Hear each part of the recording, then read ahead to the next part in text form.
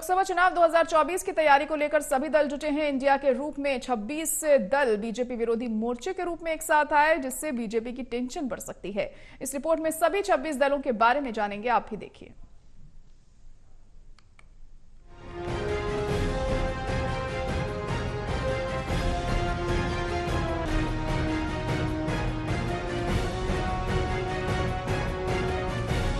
छब्बीस विपक्षी दल बीजेपी के नेतृत्व वाली राष्ट्रीय जनतांत्रिक गठबंधन यानी कि एनडीए के खिलाफ 2024 के आम चुनाव लड़ने के लिए एक गठबंधन इंडिया बनाने पर सहमति जाहिर की है।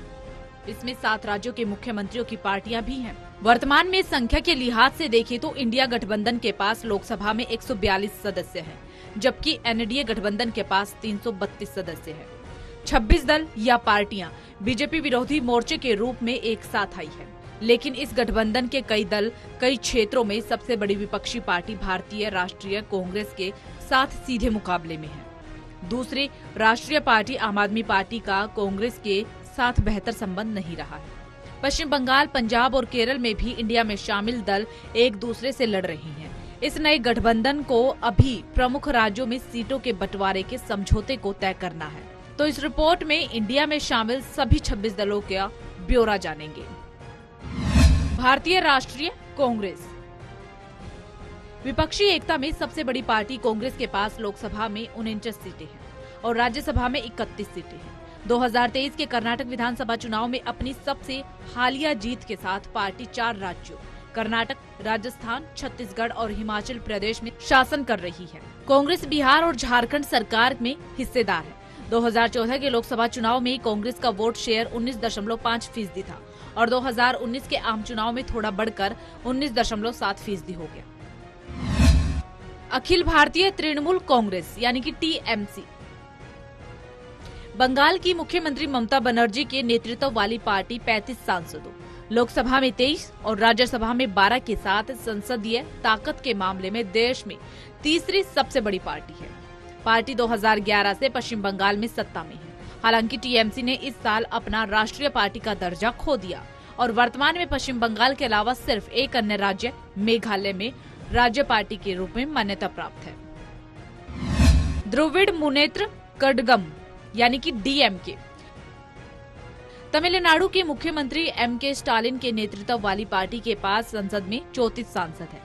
इसके लोकसभा में 23 और राज्यसभा में 12 सदस्य हैं। डीएमके तमिलनाडु विधानसभा में सबसे बड़ी पार्टी है। केंद्र शासित प्रदेश पुडुचेरी में भी उसके पास 6 सीटें हैं। लोकसभा में पार्टी के पास तमिलनाडु की कुल 39 सीटों में से 23 सीटें हैं। आम आदमी पार्टी दिल्ली और पंजाब में आम आदमी पार्टी सत्ता में है। पार्टी को गोवा और गुजरात में राज्य पार्टी की मान्यता प्राप्त है।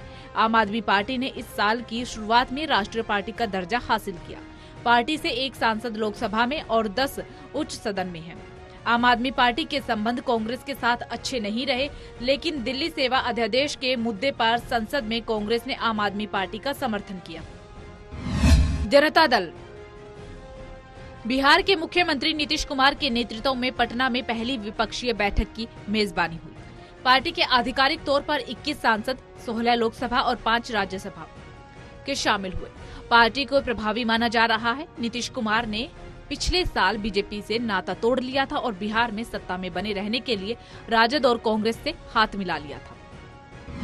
राष्ट्रीय जनता दल राजद पूर्व रेल मंत्री और बिहार के पूर्व मुख्यमंत्री लालू प्रसाद यादव की पार्टी ने पिछले साल बिहार सरकार का हिस्सा बनने के लिए जदयू के साथ गठबंधन किया था। पार्टी सीटों के मामले में बिहार विधानसभा में सबसे बड़ी पार्टी है। समाजवादी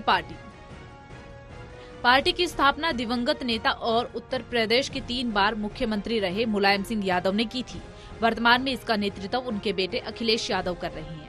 अखिलेश यादव ने मुख्यमंत्री के रूप में एक कार्यकाल भी पूरा किया है। पार्टी यूपी में मुख्य विपक्षी दल है और वर्तमान में पार्टी के 3 लोकसभा और 3 राज्यसभा सांसद हैं। पिछले आम चुनाव में पार्टी ने सिर्फ 5 सीटें जीती थी। 2022 में उपचुनाव के बाद निचले सदन में उसकी सीटों की संख्या घटकर सिर्फ 3 रह गई। राष्ट्रीय लोकदल यानी कि आरएलडी को मुख्य रूप से पश्चिम उत्तर प्रदेश में समर्थन प्राप्त है। इसका नेतृत्व जयंत चौधरी करते हैं। जयंत पार्टी के संस्थापक अजीत सिंह के बेटे और पूर्व प्रधानमंत्री चरण सिंह के पोते हैं। जयंत चौधरी पार्टी के एकमात्र सांसद राज्यसभा से हैं। भारतीय कम्युनिस्ट पार्टी सीपीआई 1925 में स्थापित सीपीआई 1951 से 1952 में देश के पहले आम चुनाव, 1957 और 1962 में 2 बार से चुनाव में दूसरी बार सबसे बड़ी पार्टी के रूप में उभरी। हालांकि इसका चुनावी आधार सिकुड़ रहा है। ये देश के चुनावी इतिहास में एकमात्र पार्टी है जिसके पास पहले आम चुनाव के बाद से अब तक एक ही चुनाव चिन्ह मक्का और हंसिया है। भारतीय कम्युनिस्ट पार्टी मार्क्सवादी। भारतीय कम्युनिस्ट पार्टी का नेतृत्व वर्तमान में पूर्व राज्यसभा सांसद सीताराम येचुरी करते हैं। सीपीआई-एम 1964 में सीपीआई से अलग हुई थी। शुरुआत में पार्टी के पास अपेक्षाकृत बेहतर संसदीय चुनाव संख्या रही, लेकिन बाद में गिरावट भी आई। भारतीय कम्युनिस्ट पार्टी लिबरेशन सीपीआई से अलग हुआ ये एक और गुट है। सीपीआई-एमएल लिबरेशन वर्तमान में बिहार में सत्तारूढ़ गठबंधन का हिस्सा है। दीपांकर भट्टाचार्य भारत की कम्युनिस्ट पार्टी लिबरेशन के राष्ट्रीय महासचिव है। राज्य में 12 विधायक और संसद में इसका प्रतिनिधित्व नहीं है। राष्ट्रवादी कांग्रेस पार्टी एनसीपी पूर्व केंद्रीय मंत्री और महाराष्ट्र के पूर्व मुख्यमंत्री शरद पवार के द्वारा स्थापित एनसीपी को पटना में विपक्षी दलों की पहली बैठक के बाद से विभाजन का सामना करना पड़ा है। शरद पवार के भतीजे अजीत पवार के नेतृत्व वाला धड़ा बीजेपी और एकनाथ शिंदे के नेतृत्व वाले शिवसेना के साथ महाराष्ट्र सरकार में शामिल हो गया है। शिवसेना यूबीटी बाला साहेब ठाकरे द्वारा स्थापित शिवसेना ने पिछले साल जून में एकनाथ शिंदे के नेतृत्व में बीजेपी के साथ हाथ मिला लिया था। 2019 में महाराष्ट्र चुनाव के बाद उद्धव ठाकरे के नेतृत्व वाले शिवसेना ने बीजेपी के साथ अपना संबंध तोड़ लिया था। पार्टी ने महाविकास आघाड़ी सरकार बनाने के लिए राकपा और कांग्रेस के साथ हाथ मिला लिया था। झारखंड मुक्ति मोर्चा झामुमो झारखंड के मुख्यमंत्री हेमंत सोरेन की पार्टी राज्य में गठबंधन सरकार का नेतृत्व कर रही है। इसके 3 सांसद, 1 लोकसभा और 2 राज्यसभा में हैं।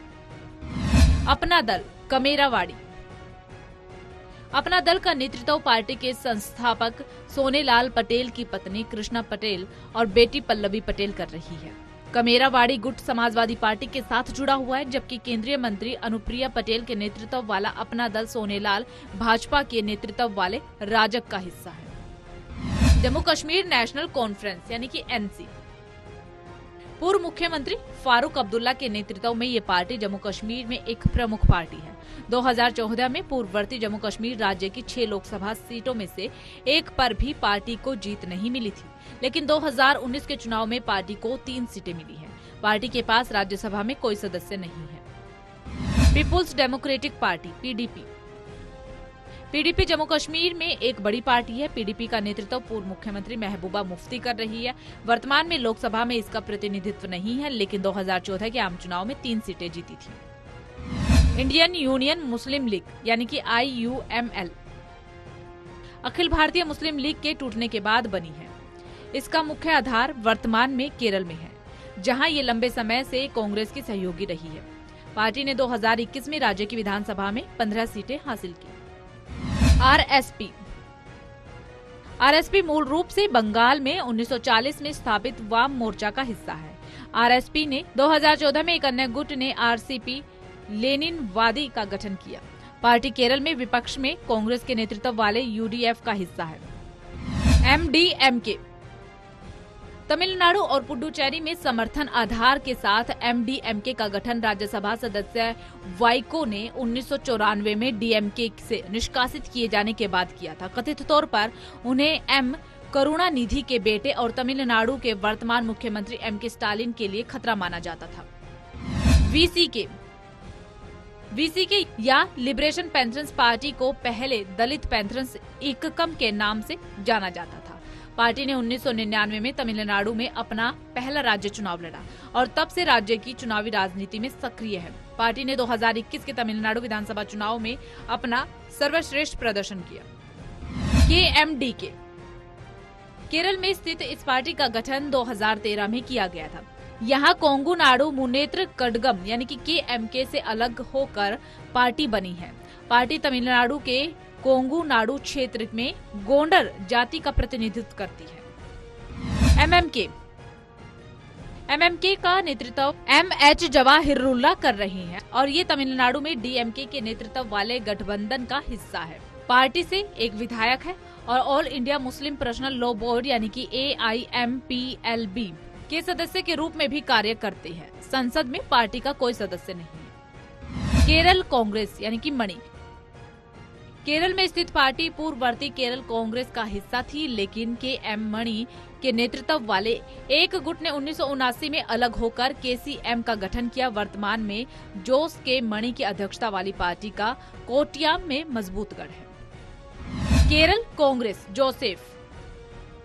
केरल में स्थित केरल कांग्रेस जोसेफ पार्टी कांग्रेस के नेतृत्व वाले UDF का हिस्सा है, जो पिछले विधानसभा चुनाव में केरल में माकपा के नेतृत्व वाले LDF के लिए मुख्य प्रतिद्वंदी था। Special desk, total TV.